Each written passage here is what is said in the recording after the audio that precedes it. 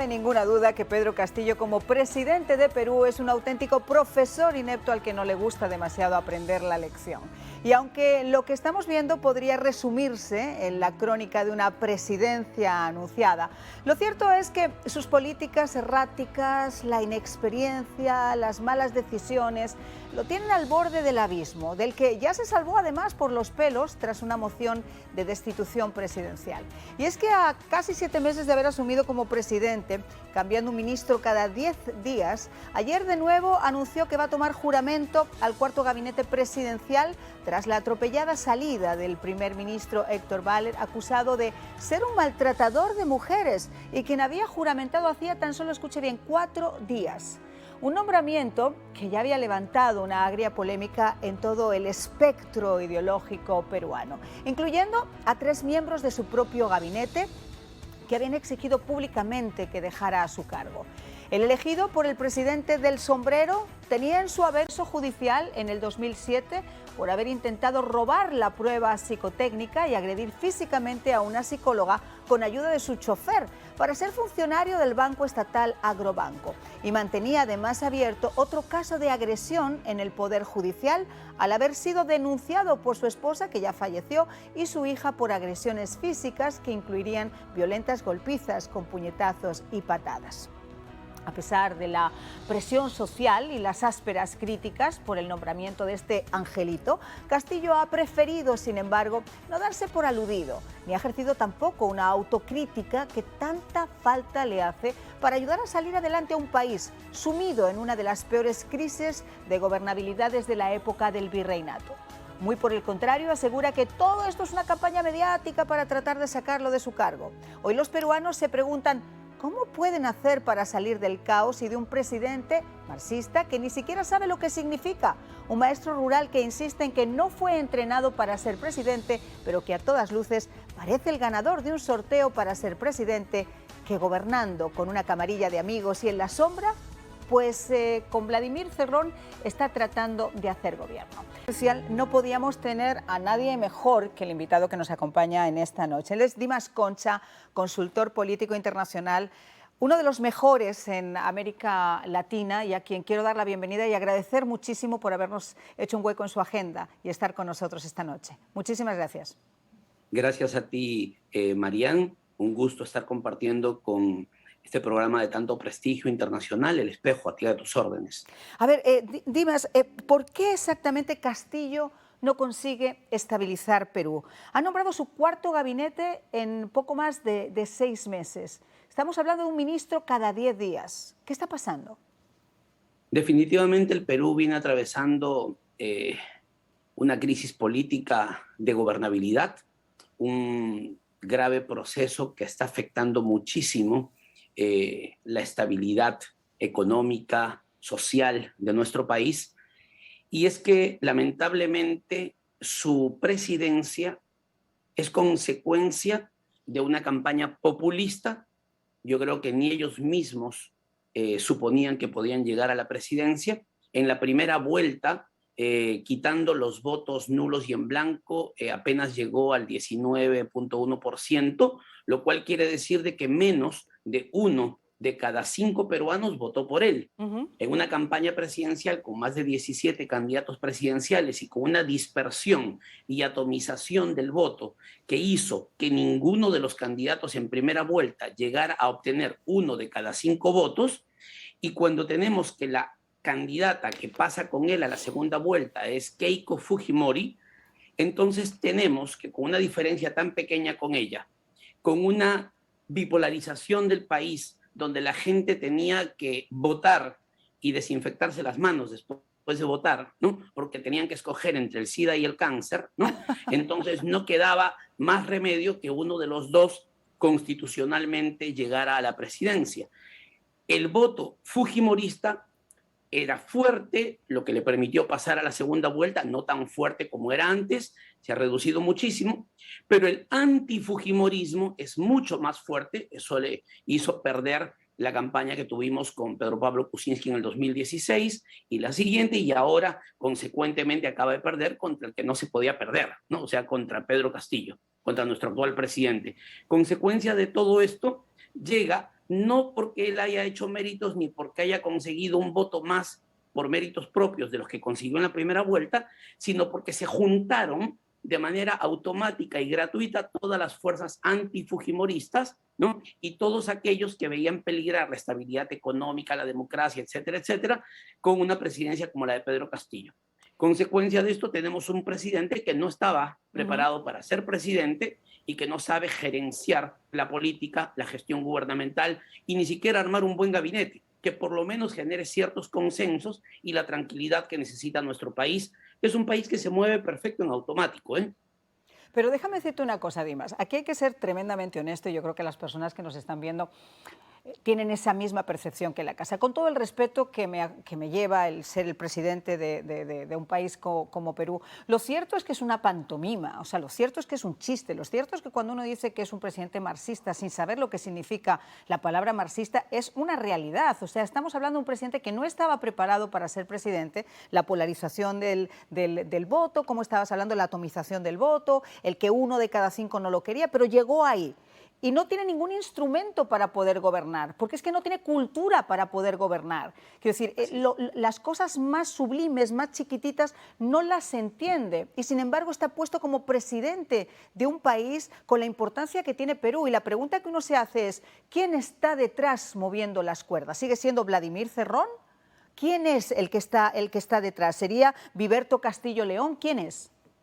Mira, hoy no se puede precisar con la responsabilidad que implica dar una declaración pública quién puntualmente está detrás de toda esta desgracia que nos toca vivir en el Perú.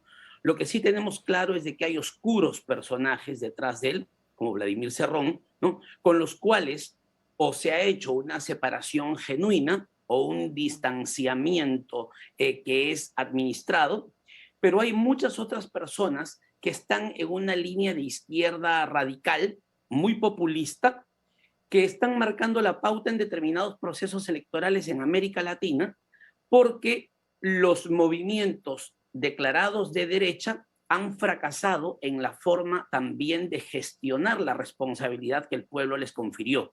Y hoy estamos cometiendo el grave error de que desde un sistema completamente colapsado y corrupto, ganamos campañas presidenciales, ganamos la posibilidad de que nuestros asesorados lleguen a la presidencia y no estamos cuidando de la enorme responsabilidad que tenemos como consultores, como equipos de marketing político, de comunicación estratégica, de llevar a personas ineptas, potencialmente corruptas o declaradamente corruptas, porque solamente estamos pensando en lo que cuestan las campañas, en lo que es ganar la campaña per se, pero no en estar preparados para hacer un gobierno con valores, con gobernabilidad, con los mejores equipos y entendiendo que ante cualquier agenda política particular está la agenda Perú, está la agenda de los países que representamos y gestionamos.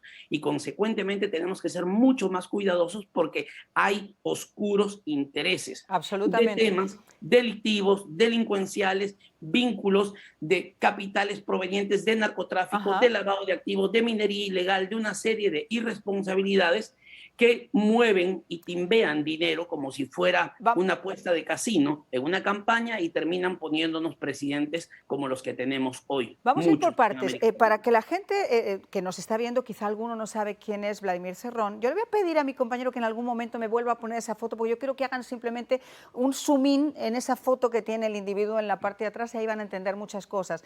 Ahí ven la foto de atrás que está el señor Fidel Castro. Bueno, pues él es uno de los grandes admiradores del chavismo, del castrismo, del marxismo-leninismo. Es un individuo que lo primero que hizo con Perú Libre, con su partido, fue adjuntarlo al famoso Foro de Sao Paulo. Es una persona que se educó en Cuba, que sus padres estaban también muy ligados al régimen cubano. Y es un individuo que incluso se habla de sus alineaciones con los departamentos o los secretariados de inteligencia cubana. Ahora, ese individuo que no se pudo presentar a una elección porque tenía una causa pendiente, pone a Castillo en el camino a esa presidencia que nos está comentando Dimas. Y eso es lo que se está moviendo en Perú. Ahora, la gran pregunta, Dimas, es, tú has hablado, obviamente, no se pueden hacer declaraciones públicas, se pueden hacer ciertos señalamientos, porque no tenemos tampoco la prueba contundente, pero lo que sí sabemos a ciencia cierta es que Sendero Luminoso está más presente que nunca en Perú, o de nuevo está presente en Perú, que el narcotráfico está dejando su huella, que este individuo está impulsado por el Foro de Sao Paulo y estamos viendo ese cáncer que se está viviendo en América Latina, y ese es el caldo de cultivo exacto en el que se mueve esta presidencia. Lamentablemente, Marián, esto es así y es consecuencia de justamente esta convocatoria de una serie de fuentes de financiamiento de campañas y de mensajes y candidaturas de populismos de ultraizquierda y de extrema derecha que confluyen en un escenario que les resulta muy fértil. Y es que resulta la ciudadanía está completamente cansada, no cree más en el sistema político tradicional, no creen que exista un político serio. Cuando tú pones en cualquier estudio cualitativo, cuantitativo, palabras y temas de relacionamiento con campañas políticas, todo es corrupción, son ladrones, exacto, prometen, cumplen, etcétera, etcétera. En medio de ese escenario donde la política tradicional ha fracasado y no puede cumplir con las expectativas que tiene la ciudadanía, candidaturas como las de Pedro Castillo encajan perfecto, porque se convierte en el perfil a través del cual la ciudadanía se puede burlar del sistema, del statu quo, de lo que han tenido y que ha fracasado sin importar los colores políticos. Concha, mientras Perdón, vamos a hacer, si te parece, una pausa, me tengo que ir a pausa, pero vamos a regresar con ese tema tan interesante que estamos abordando y sobre también cuál es la influencia que esta izquierda está teniendo ahora mismo en nuestra América Latina y cómo nos puede afectar a nosotros, desde tu perspectiva de experto, en solo instantes aquí. Pero obviamente lo que es cierto es que desde hace 30 años se ha arrastrado la corrupción, se ha arrastrado esa especie de discurso anti la de impunidad, esas palabras que tú decías que siempre aparecen a la hora de lo que el pueblo tiene que resaltar en una elección. Ahora, lo que asusta es, si vemos nuestro mapa de América Latina, el que se iba a convertir en el gran siglo de la democracia, se ha convertido en el siglo de las dictaduras y en este siglo del avance de la izquierda, al menos en nuestra América Latina. Y eso preocupa. Vimos caer no solamente el club de los tres chiflados, como yo digo, Nicaragua, Cuba, Venezuela, sino que además tenemos, por ejemplo, México con Andrés Manuel, que cada vez tiene un discurso también más incendiario y más populista y más a la izquierda, Boris en Chile, en Honduras, Zelaya, y ahora tenemos la que pueden ser las joyas de la corona, que es Colombia y Brasil. ¿Qué crees que puede llegar a pasar? Definitivamente, a como viene la tendencia de estos movimientos de izquierda y la expectativa ciudadana frente a gobiernos fracasados, a campañas completamente clientelistas, ¿no? Ya lamentablemente nos hemos ido apasionando en las campañas por un filósofo chino, ¿no? Que es Lo Dao. A la ciudadanía le gusta lo dado, ya es quien ofrece más, ¿no? Es quien le está regalando más en las campañas, quien compra intereses, quien promueve, ¿no? Una serie de cosas que conquistan ya no con lo que realmente importa. Ya no tenemos campañas de debate alturado, con cierto nivel ideológico, doctrinario, filosófico, planes de gobierno, propuestas, grupos de interés social. Hoy, lamentablemente, estamos en una situación de ingobernabilidad, en una situación de mucha inestabilidad, y campañas como las que han terminado con el presidente actual de Perú, con Pedro Castillo, son de malísima influencia para lo que puede seguir pasando en la región, ¿no? Definitivamente en Colombia y en Brasil les puedo firmar, ¿no? Obviamente esto tenemos que ser muy cautelosos, pero definitivamente la balanza se está inclinando exactamente igual para tener gobiernos que sean de izquierda, ¿no? Y esto pone en una situación de riesgo, no porque la izquierda sea per se mala, sino porque los representantes de la izquierda realmente están hoy siendo muy malos en sus gestiones. Obviamente, el tener una ideología política, una doctrina o filosofía política de centro-izquierda, ¿no? Socialdemócrata, es muy bueno. Respeto, admiro y valoro, y hemos trabajado en muchísimas campañas y gobiernos de partidos socialdemócratas y realmente son admirables y son buenísimos. No es un tema ideológico, es un tema que quienes están representando con un discurso incendiario, radical, de ultraizquierda, este tipo de ideologías están generando este daño que se está convirtiendo en una pandemia tan peligrosa como el COVID. Y fíjate que yo decía lo del siglo de la democracia, el siglo de las dictaduras, y lo remarcaba, porque no es solamente esa tendencia ideológica como partido, centro, derecha, izquierda, sino esa izquierda radical impulsada además por una agenda globalista que la estamos viendo presente no solamente en nuestra América Latina, sino también en otras partes del mundo. Y ahí te quiero hacer una pregunta muy honesta.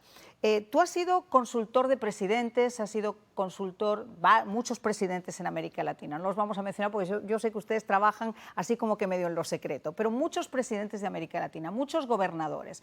Y la pregunta que uno se hace es, cuando tú tienes este tipo de candidatos, la financiación que se hace de algunos candidatos, precisamente por esa ideología ultraizquierda que estamos viendo, y lo hemos visto recientemente con Podemos en España, lo hemos visto se habla del financiamiento también de otras campañas en América Latina, recientemente en Honduras. ¿Qué se puede hacer frente a eso? Porque tú acabas de decir algo muy interesante, lo DAO. Y la gente busca precisamente eso, ese mensaje populista donde yo te voy a igualar, yo te voy a dar, y si tú le entregas en América Latina a alguien un saco de café, un saco de harina, un saco de pan, etcétera, etcétera, todavía, desgraciadamente, a día de hoy, eso equivale a un voto. Eso es así. Mire, tenemos que ser y entrar en una profunda toma de conciencia del rol que corresponde a las campañas electorales en un sistema que ya viene corrupto. Mira, María, una campaña presidencial en el país más chiquito y pequeño de América Latina, ¿no? Tristemente, con lo que hoy se mueve en televisión, radio, prensa, pauta en redes sociales, neuromarketing, todas las estrategias de territorio, aire, digital, con todo el impacto que tenemos del marketing político en una campaña electoral, siendo completamente honestos, ¿no? No conozco un país donde una presidencial se esté llevando menos de 10 millones de dólares, ¿no? Y te estoy hablando de los pequeñitos, no te estoy hablando de campañas como las de México, con las de Brasil, etcétera, etcétera. Esa inversión la tiene que realizar alguien, ¿no? Y si no tienes debidamente reglamentado la forma en que participan los partidos políticos, la forma en que se tienen que oficializar, ¿no?, las inversiones en campaña, la democratización de las oportunidades de los partidos, entonces tenemos mucho dinero negro, mucho dinero de maletín corriendo en campañas electorales. Y eso es un harakiri para nuestros países porque significa que hay que pagar favores políticos. Son, tristemente, ¿no?, facturas que hay que pagar a gente indecente. Y consecuentemente, eso es lo que genera que después se quitan, se pongan ministros que vienen con nombre propio puestos por los intereses de los lobbies de quienes llevaron a los presidentes que tenemos. Esto tiene que entrar en profunda revisión, ¿no? Y tenemos un grupo de colegas de primer nivel que desde la consultoría política preferimos hoy no tomar casos. O sea, me viene a mí un candidato como Pedro Castillo y veo yo cómo están fluyendo cosas en campaña y por más de que ofrezcan lo que ofrezcan, no tomaríamos un caso así nunca. Claro, pero ¿no? tú porque, claro, que decir, tú tienes una experiencia vasta política y sabes precisamente qué es lo que tienes detrás y quién está moviendo la marioneta. O sea, a nadie se le escapa que Pedro Castillo no podría haber salido ni siquiera con un GPS de donde se encontraba. Alguien le ha puesto ahí y alguien tiene un oscuro deseo para que él siga estando ahí. Ahora, el grave problema al que nos enfrentamos ahora es qué se puede hacer para que, porque estamos hablando de narcogobiernos en muchos casos, ya no son gobiernos, Cuba, Venezuela, Nicaragua, son narcogobiernos y ellos manejan carteles, o sea, su gobierno es una especie de cartel del narcotráfico que financia, que mueve, que trae, y es curiosísimo que en Perú, por ejemplo, se vuelva a hablar de Sendero Luminoso, que vuelvan a resurgir las FARC y el ELN en Venezuela y en Cuba, y que el presidente Duque se reuniera hoy con un alto mando aquí en Estados Unidos para asegurar que las elecciones van a estar, Estados Unidos va a ayudar a Colombia para que estas elecciones estén extintas de lo que se puede llamar una mano externa. O sea, eso es bastante visible.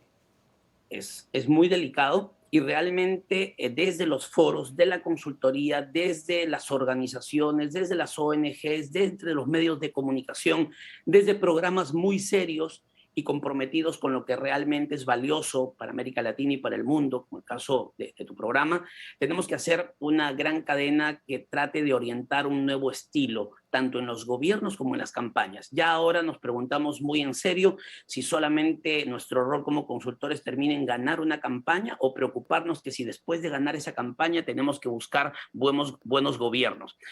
Mira, ¿cómo puedes interpretar un presidente y un gobierno en un país tan rico y tan grande como el Perú, que es tan geoestratégicamente importante para la región, ¿no? Y que en 6 meses esté hoy bautizando su cuarto gabinete, ¿no? Inverosímil. No tiene Es, ninguna lógica, ¿no? No tiene sentido, no están preparados para gobernar.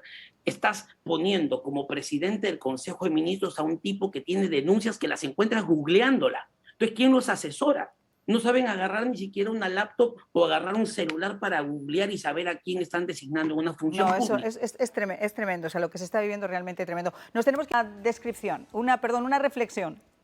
Sí, definitivamente tenemos que trabajar en valores, tenemos que hacer campañas mucho más serias, ser muy cuidadosos para escanear a los candidatos y sobre todo trabajar desde los diferentes frentes para profesionalizar las campañas, para lograr formar valores desde los gobiernos y generar consensos. No se trata de tener la agenda político-partidaria solamente del partido de gobierno, sino se trata de tener ante todo la agenda de nuestros países de América Latina y de lo que viene pasando en el mundo hoy. Tenemos que tener una mejor lectura de la política, una mejor lectura de los gobiernos y sobre todo entender que tenemos que ser muy cuidadosos con esa responsabilidad que radica en nuestra decisión de voto. Esto nos está generando graves problemas. Pues me quedo con tu reflexión, tenemos que hacer cadena y para mí es un placer y un honor que tú seas un eslabón de esa cadena. Vamos a conversar contigo mucho más a menudo para que nos puedas ilustrar con tu experiencia. Dimas Concha, consultor político internacional, consultor de presidentes en nuestra América Latina. Muy buenas noches.